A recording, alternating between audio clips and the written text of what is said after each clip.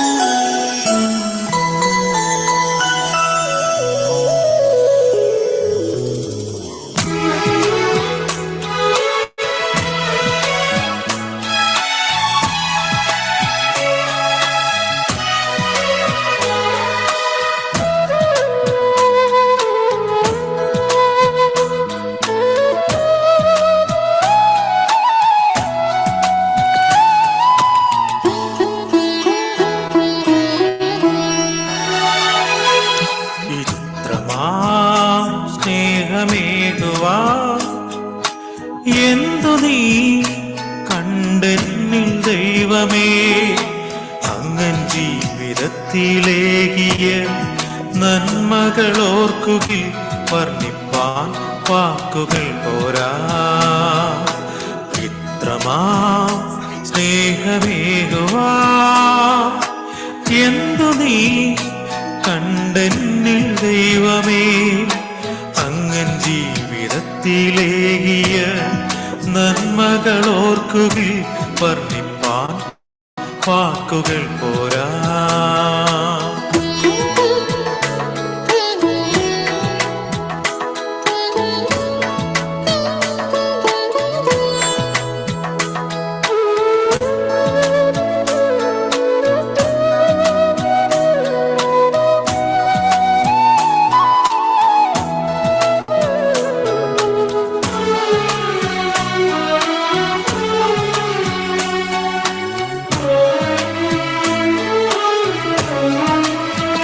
നീരിടും വേളയിൽ സാന്ത്വനം ആയി നീ, കൂരിരുൾ പാതയിൽ നൽവഴി കാട്ടി നീ, താഴ്ചയിൽ താങ്ങി നീ ശ്രേഷ്ഠമാ മാനിച്ചു, താഴ്ചയിൽ താങ്ങി നീ ശ്രേഷ്ഠമായി മാനിച്ചു.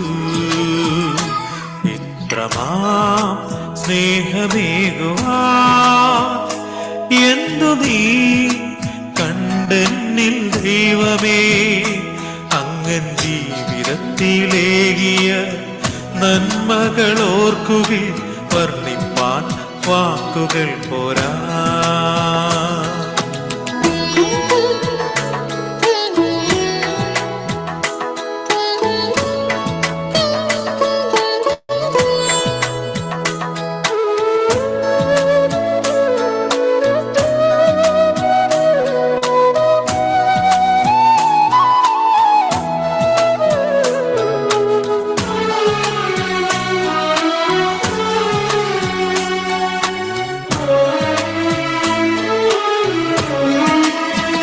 ദുഃഖങ്ങൾ ഏറിടും പാരിലെ യാത്രയിൽ ബന്ധുക്കൾ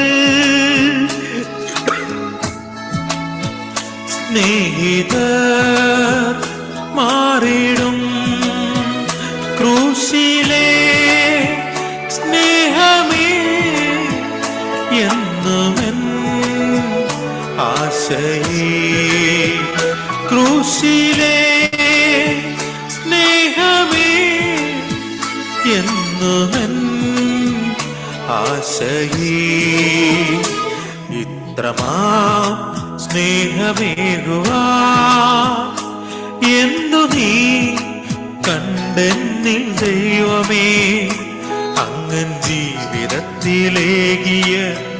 നന്മകൾ ഓർക്കുകയിൽ വർണ്ണിപ്പാൻ വാക്കുകൾ പോരാ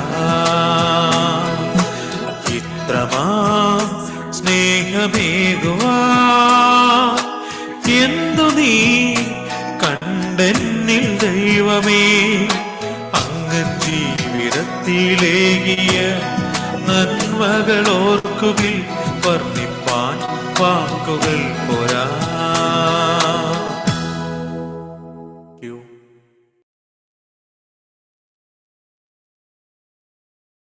Praise the Lord. Thanks, Lord of God. The Finnish George from Israel. Very blessed song we're listening. And we thank Lord of God for the blessed song we hear today. And welcome all of you in the Swandanam Vainadhara online platform. Today's Lord of God, Evangelist Manoj K. Parambu, Kannur for the word ministry with the 5th episode on the topic Beatitude. Now, this is the time for the word ministry by Evangelist Manoj K. May God's alone be glorified.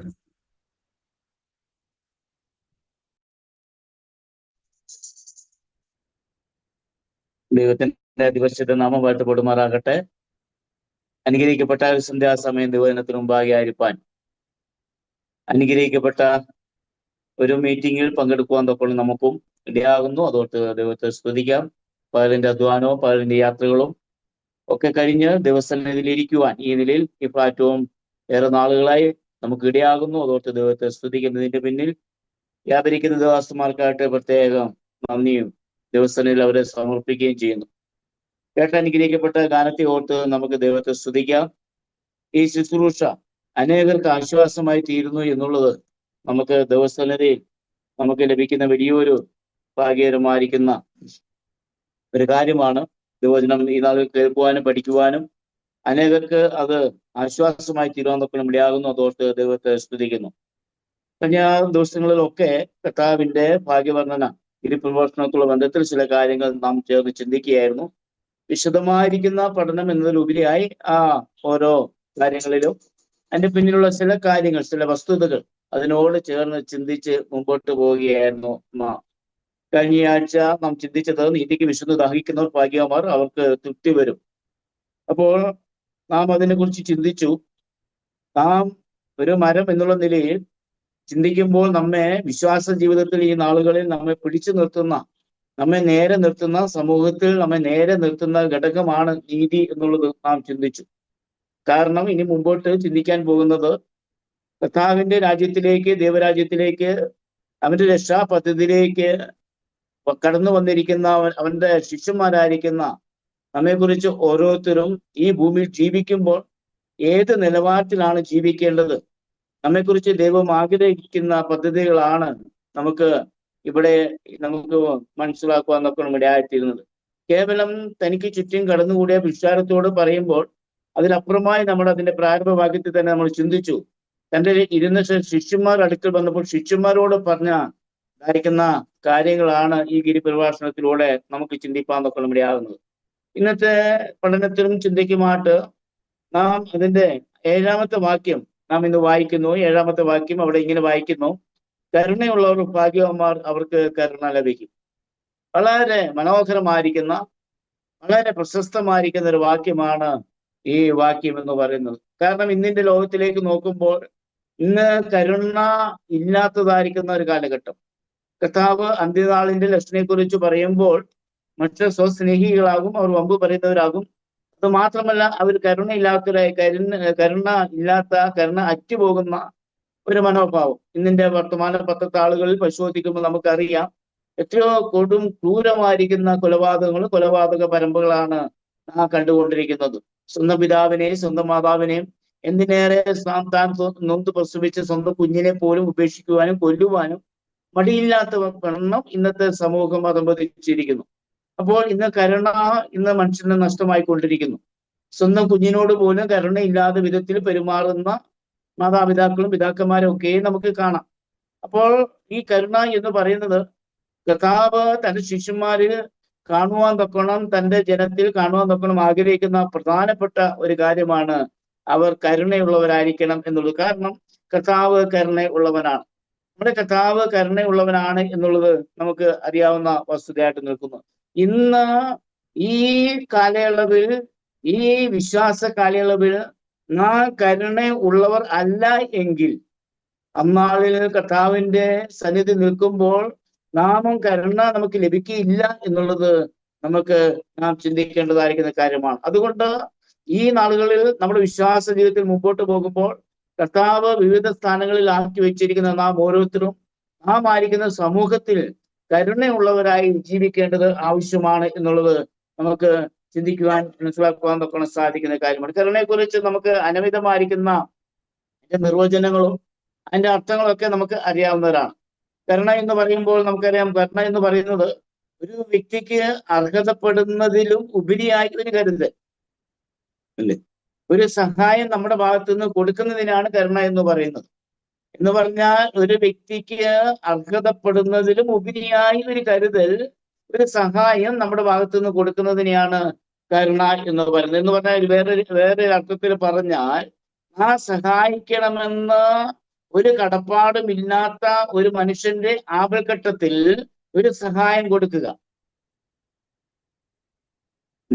ഒരു നിലയിലും നാം അവരെ സഹായിക്കുവാൻ നോക്കണം, നമുക്കൊരു ബാധ്യസ്ഥതയില്ല. നാം ഒരു നിലയിലും അവരെ സഹായിക്കേണ്ട ആവശ്യമില്ല. അപ്പോൾ ഒരു നിലയിലും സഹായിക്കണമെന്ന് നമുക്കൊരു കടപ്പാടുമില്ലാത്ത ഒരു മനുഷ്യന്റെ പ്രതിസന്ധി ഘട്ടത്തിൽ നാം അവരോട് കാണിക്കുന്ന അല്ലെങ്കിൽ അവർക്ക് നൽകുന്ന ഒരു സഹായം, ഇതിന് നമുക്ക് കരുണ എന്ന് പറയുവാൻ തൊക്കെ നമ്മുടെ ആയിത്തീരും. എന്ന് പറഞ്ഞാൽ മറ്റൊരു അർത്ഥത്തിൽ പറഞ്ഞാൽ നമുക്ക് ഇങ്ങനെയും കൂടെ ചിന്തിക്കാം. ഒരു വ്യക്തി പ്രതിസന്ധിയിലൂടെ കടന്നു പോകുമ്പോൾ, ഒരു വ്യക്തി ആപൽഘട്ടത്തിലൂടെ കടന്നു പോകുമ്പോൾ അവനെ ചൂഷണം ചെയ്യാതിരിക്കുന്നതും കരുണയാണ്. ഇന്ന് നമുക്കറിയാം, ഇന്ന് മനുഷ്യർ പലരും പല പ്രതിസന്ധിയിലൂടെ കടന്നു പോകുമ്പോൾ അതിനെ മുതലാക്കുന്ന അങ്ങനെയുള്ള സാഹചര്യങ്ങളെ നമുക്ക് കാണുവാൻ നോക്കാൻ സാധിക്കും. എന്നാൽ താൻ കരുണ ഉള്ളവരായിരിക്കണം. നമ്മിൽ ദൈവം ആഗ്രഹിക്കുന്ന, നമ്മൾ കാണുവാൻ നോക്കണം ദൈവം ആഗ്രഹിക്കുന്ന കാര്യം തൻ്റെ മക്കൾ കരുണ ഉള്ളവരായി ജീവിക്കണം എന്നുള്ളതാണ്. എന്നാൽ നമുക്കറിയാം, നമ്മുടെ കുഞ്ഞുങ്ങൾക്ക് അല്ലെങ്കിൽ നമ്മുടെ കുടുംബത്തിൽ നമ്മുടെ ഭാര്യയോട് കാണിക്കുന്ന കടമയോ, നമ്മുടെ കുഞ്ഞുങ്ങൾക്ക് ഭക്ഷണം കൊടുക്കുന്നതോ, അവർക്ക് നല്ല ഡ്രസ്സ് വാങ്ങിക്കൊടുക്കുന്നതോ, അവരോട് സ്നേഹത്തോടെ പെരുമാറുന്നോ, ഇതൊന്നും നമുക്ക് കരുണ എന്ന് പറയാൻ പറ്റില്ല. ഇതൊക്കെ നമ്മുടെ ഉത്തരവാദിത്തങ്ങളാണ്. ഇതൊക്കെ നാം ചെയ്യേണ്ടതായിരിക്കുന്ന കാര്യമാണ് അല്ലെ. നമ്മുടെ ഭവനത്തിലുള്ളവരോട് നമ്മൾ വളരെ സ്നേഹത്തോടെ പെരുമാറുക, ഇതൊക്കെ നമ്മുടെ ഉത്തരവാദിത്തമാണ്, നാം ചെയ്യേണ്ടതായിരിക്കുന്ന കടമയാണ്. എന്നാൽ കരുണ എന്ന് പറയുന്നത് നാം നേരത്തെ ചിന്തിച്ചതുപോലെ ഒരു നിലയിൽ പോലും അർഹതയില്ലാത്തവർക്ക് നാം കാണിക്കുന്നതായിരിക്കുന്ന കാര്യം. കർത്താവ് അതാണ് നമ്മോട് കാണിച്ചത്. രക്ഷയോടുള്ള ബന്ധത്തിൽ നമുക്കറിയാം, രക്ഷയെക്കുറിച്ചൊക്കെ നമുക്ക് അറിയാവുന്നവരാണ്. രക്ഷയെക്കുറിച്ച് ചിന്തിക്കുമ്പോൾ, പഠിക്കുമ്പോൾ രക്ഷ എന്ന് പറയുന്നത് അത് ദൈവം നമ്മോട് കാണിച്ച ഒരു വലിയൊരു കരുണയാണ്. ദൈവത്തിന്റെ മക്കളായി തീരുക, ദൈവത്തിന്റെ ജനമായി തീരുക എന്ന് പറയുന്നത് അതൊരു മഹാകരുണയാണ്. അത് എല്ലാവർക്കും ലഭിക്കുന്നതായിരിക്കുന്ന ഒരു പദ്ധതിയല്ല. ദൈവത്തിന്റെ ഹിതത്തിന് അനുസരിച്ച് ദൈവം മുന്നമേ കണ്ടിരിക്കുന്നതായിരിക്കുന്ന വ്യക്തികൾക്ക് ദൈവം അവരോട് കാണിക്കുന്ന വലിയൊരു കരുണയാണ് കർത്താവിന്റെ രാജ്യത്തിലേക്ക് പ്രവേശിക്കുക എന്ന് പറയുന്നത്. അത് ദൈവം രക്ഷയ്ക്കായി കാക്ഷിക്കുന്നവന് അതത് സമയത്ത് അതിലേക്ക് അവരുടെ ഹൃദയം ദൈവം തുറക്കും. സ്തോത്രം. കൃപയാൽ ദൈവത്തിന്റെ മക്കളായി തീരുവാൻ തൊക്കണം ഭാഗ്യം ലഭിച്ചതിനെ ഓർത്ത് ദൈവത്തെ സ്തുതിക്കുന്നു. വളരെ പ്രശസ്തമായിരിക്കുന്ന ഒരു വാക്യമാണ് നമുക്കറിയാം. കർത്താവിന്റെ സ്വഭാവത്തെ കുറിച്ച് നാം പഠിക്കുമ്പോൾ പഴയമത്തിൽ പുറപ്പാട് പുസ്തകം 34-ാം അധ്യായത്തിന്റെ അതിന്റെ 6ഉം 7ഉം വാക്യങ്ങളിൽ വായിക്കുമ്പോൾ അവിടെ കാണുന്നത് ഒരു വസ്തുത. നാം അവിടെ ഇങ്ങനെയാണ് വായിക്കുന്നത്: യഹോവ അവന്റെ മുമ്പാകെ കടന്നു ഘോഷിച്ചത് എന്തെന്നാൽ, യഹോവയായ ദൈവം കരുണയും കൃപയും ഉള്ളവൻ, ദീർഘക്ഷമയും മഹാദയയും വിശ്വസ്തതയും ഉള്ളവൻ, 1000 ദയ പാലിക്കുന്നവൻ, അകൃത്യവും അതിക്രമവും പാപവും ക്ഷമിക്കുന്നവൻ. നമ്മുടെ ദൈവത്തിന്റെ സ്വഭാവത്തെ കുറിച്ച് അവിടെ പറയുക. മോശയ്ക്ക് മുമ്പാകെ തന്റെ ജനത്തിനുള്ള നിയമങ്ങൾ കൊടുക്കുമ്പോൾ, നിയമം കൊടുക്കുവാൻ തൊക്കെ മോശയെ ദൈവസന്നിധിയിലേക്ക് വിളിക്കുമ്പോൾ ദൈവം തന്നെ കുറിച്ച് പറയുന്നതായിരിക്കുന്ന ഒരു കാര്യം, യഹോവയായിരിക്കുന്ന ദൈവം കരുണയും കൃപയും ഉള്ളവൻ, ശിക്ഷിച്ചു കളയുവാൻ എല്ലാ നിലയിലും അർഹത ഉണ്ടായിരുന്ന ജനസമൂഹം. കാരണം ദൈവം അവർക്ക് മുന്നമേ ഒരു വട്ടം കൽപ്പന കൊടുത്തു. എന്നാൽ ആ കൽപ്പനകൾ അവരുടെ പാപങ്ങൾ നിമിത്തം അത് തകർക്കപ്പെടുവാന്നൊക്കെ ഇടയായി തീർന്നാൽ വീണ്ടും അവരോട് മനസ്സിൽ കാണിക്കുന്ന ദൈവം. അവിടെ മോശ ആ രാവിലെ തന്നെ ഒരുങ്ങി രാവിലെ തന്നെ ദൈവത്തിന്റെ സന്നിധിയിലേക്ക് കടന്നു പോകുന്ന ആ ഒരു കാഴ്ചയും നമുക്ക് അവിടെ കാണുവാന്നൊക്കെ സാധിക്കും.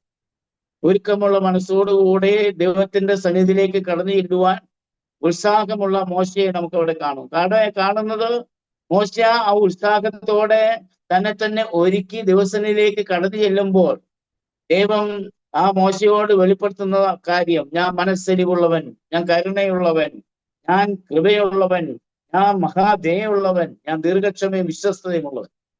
ഇത്ര ഉന്നതനായിരിക്കുന്ന ദൈവത്തെ അറിയുവാൻ തക്കവണ്ണം നമുക്ക് ലഭിക്കുന്ന ഭാഗ്യം എത്രയോ വലുതാണ്. മനുഷ്യർ ഇന്ന് നോക്കുമ്പോൾ, ഇന്ന് ലോകത്തിലേക്ക് നോക്കുമ്പോൾ മനുഷ്യർ ഈ കരുണയുള്ള ദൈവത്തെ വേണ്ട എന്ന് വെക്കുന്ന അനേക മനുഷ്യർ, അവർ ഈ അദൃശ്യനായിരിക്കുന്ന ദൈവത്തിന്റെ ശക്തിയെയും ഈ ദൈവത്തിൻ്റെതായിരിക്കുന്ന കരുണയും ത്യജിച്ചുകൊണ്ട് അവർക്ക് സ്വയം ശിക്ഷാവിധി വരുവാൻ കാരണമാകുന്ന വിധത്തിൽ അവർ അവരുടേതായിരിക്കുന്ന സങ്കല്പങ്ങളെ ദൈവമാക്കി മാറ്റുന്നു. ദൈവത്തിന്റെ ക്രോധം അവരുടെ മേൽ ചുരിയുവാൻ തൊക്കണം അത് മുഖാന്തരം ഇടയായിത്തീരും. റോമാലേഖനത്തിൽ 1-ാം അധ്യായത്തിൽ നാം അത് വളരെ വ്യക്തമായിട്ട് നമുക്കത് മനസ്സിലാക്കുവാൻ നോക്കാൻ സാധിക്കുന്നു. അക്ഷയനായിരിക്കുന്ന മഹാകരുണയുള്ള ദീർഘക്ഷമയുള്ള ദയയുള്ള സകല സൃഷ്ടികളോടും കരുണ കാണിക്കുന്ന ഉന്നതനായിരിക്കുന്ന ദൈവത്തിന്റെ കരുണയെ ത്യജിച്ചുകൊണ്ട് മനുഷ്യർ ക്ഷയിച്ചു പോകുന്ന ഇഴജാതിക്കും നാക്കാലിക്കും മനുഷ്യനും മനുഷ്യ സങ്കല്പങ്ങൾക്കും മനുഷ്യ രൂപങ്ങൾക്കൊക്കെയും സദൃശമാക്കി ദൈവത്തെ മാറ്റിക്കളയുക. എന്നാൽ അതിന്റെ മധ്യത്തിലും ദൈവത്തിന്റെ കരുണ അവരുടെ മേൽ പകരുകയാണ്. ദൈവത്തിന്റെ കരുണ നാം എത്രമാത്രം ചിന്തിച്ചാലും, ദൈവത്തിന്റെ കരുണയെക്കുറിച്ച് എത്രമാത്രം നാം വാചാലതയോടെ സംസാരിച്ചാലും അതിന്റെ ആഴങ്ങളിലേക്ക് ഇറങ്ങിച്ചെല്ലുവാൻ നോക്കണം നമുക്കൊരിക്കലും സാധിക്കില്ല. കാരണം ദൈവം നമ്മോട് കാണിച്ച കരുണ അത്രമാത്രം വലിയതാണ്, ഉന്നതമാണ് എന്ന് നമുക്ക് ചിന്തിക്കുവാൻ മനസ്സിലാക്കുവാൻ നോക്കണം സാധിക്കും. ഇത് ദൈവത്തിന്റെ ഒരു സ്വഭാവമാണ്. കരുണ എന്ന് പറയുന്നത് അതൊരു ആത്മീയമായിരിക്കുന്ന ഒരു ആത്മീയ അല്ലെങ്കിൽ ദൈവിക സ്വഭാവമാണ് എന്നുള്ളത് നമുക്ക് മനസ്സിലാക്കുവാൻ നോക്കണം സാധിക്കും. അപ്പോൾ അത് നമ്മുടെ ജീവിതത്തിലും പകർത്താൻ സാധിക്കുന്നത് വളരെ ഭാഗ്യകരമായിരിക്കുന്ന ഒരു കാര്യമാണ്. എഫേസ്യ ലേഖനം 2-ാം അധ്യായം 4-ാമത്തെ വാക്യത്തിലാണ് നമുക്ക് അത് കാണുന്നത്. കരുണാസമ്പന്നനായിരിക്കുന്ന ദൈവമോ, ദൈവത്തിന്റെ കരുണയെ കുറിച്ച് അവിടെ പറയുക. അത് ആ കരുണയെ കുറിച്ച് പറയുമ്പോൾ താൻ ദൈവമായിരിക്കുന്നത് കൊണ്ട് തന്റെ പേരിനോട് അല്പം ചേർത്ത് താൻ കരുണയുള്ളവനാണ് എന്നല്ല അവിടെ പറയുന്നത്.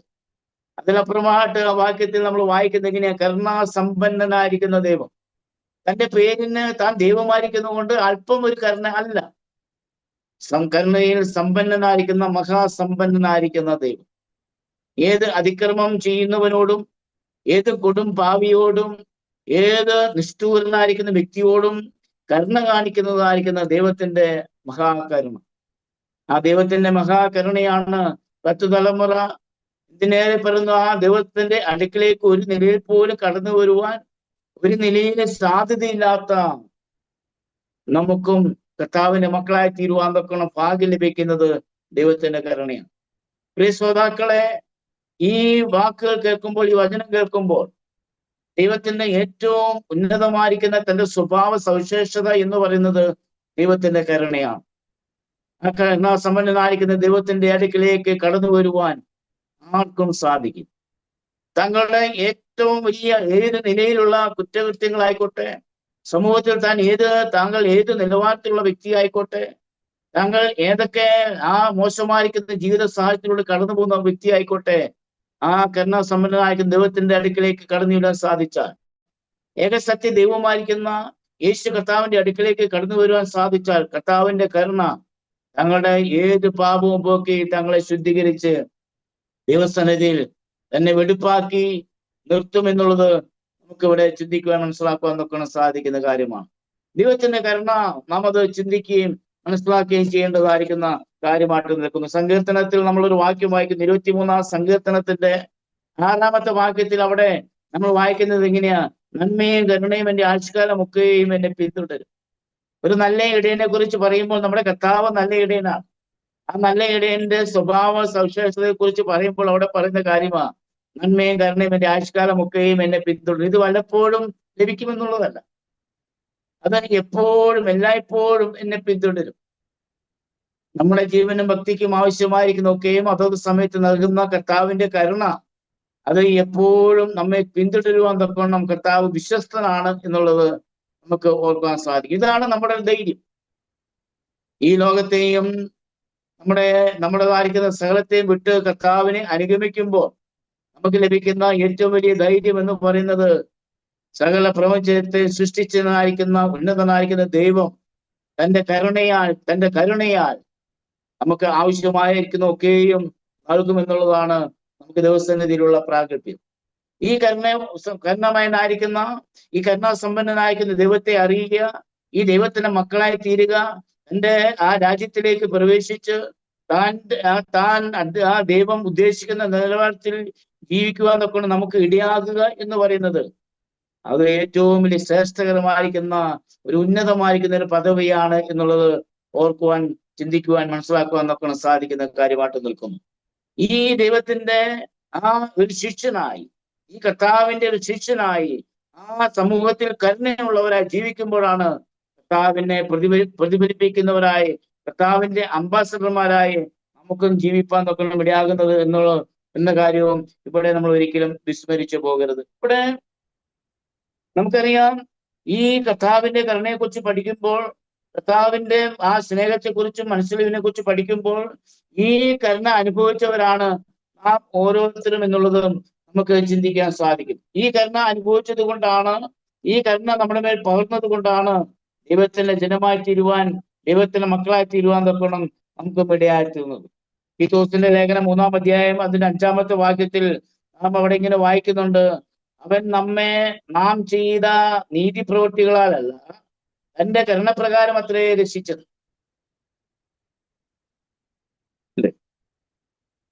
ഞങ്ങളിപ്പോഴുള്ള സുവിശേഷ പ്രകൃത്ത് പലപ്പോഴും സുവിശേഷവുമായി ഒരുപക്ഷെ പല കവലകളിലും പല ഭവനങ്ങളിലൊക്കെ കടന്നു പോകുമ്പോൾ രക്ഷയ്ക്ക് വേണ്ടി എന്താണ് ചെയ്യേണ്ടത് എന്ന് ഒരുപക്ഷെ ഒരു ചില വേളകളിൽ സംസാരിക്കുമ്പോൾ അനേകരും അവർ വിശ്വസിച്ചിരിക്കുന്നതും അവര് പറയുന്നതുമായിരിക്കുന്ന കാര്യം, ഞങ്ങൾ നല്ലത് ചെയ്യുന്നു, ഞങ്ങൾ നല്ല പ്രവൃത്തികൾ ചെയ്യും.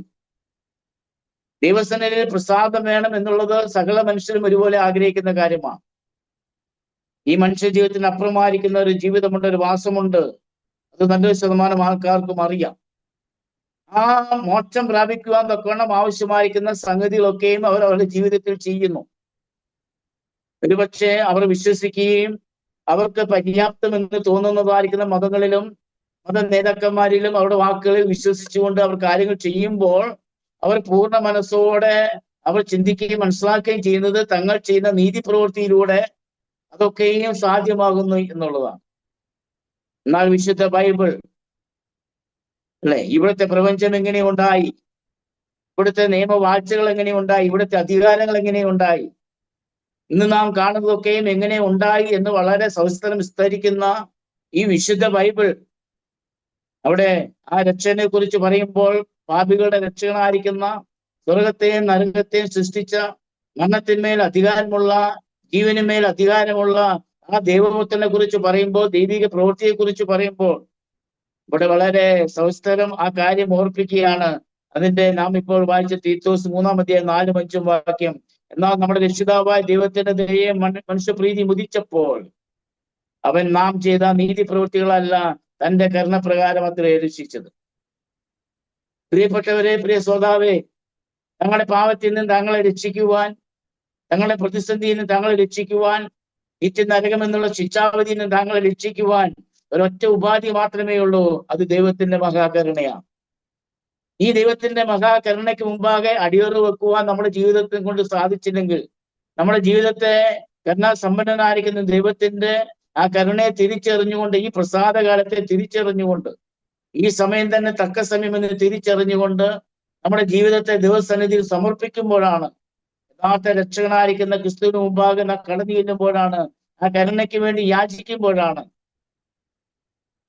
യഥാർത്ഥ കരുണ നമ്മുടെ ജീവിതത്തിൽ ലഭിക്കാൻ നോക്കണം ഇടയാകുന്നത്. പ്രിയപ്പെട്ടവരെ, മാനുഷികമായിരിക്കുന്ന നിലയിലുള്ള ഇവിടെ ലഭിക്കുന്നതായിരിക്കുന്ന കരുണയിൽ അപ്പുറമായി നമുക്ക് കരുണ ലഭിക്കുക എന്ന് പറയുന്നത് നമ്മെ ശിക്ഷിക്കുവാൻ തൊക്കണം അധികാരമുള്ള ദൈവത്തിന്റെ പക്കൽ നിന്നും നമുക്ക് ലഭിക്കുന്ന കരുണയാണ് യഥാർത്ഥമായിരിക്കുന്ന കരുണ.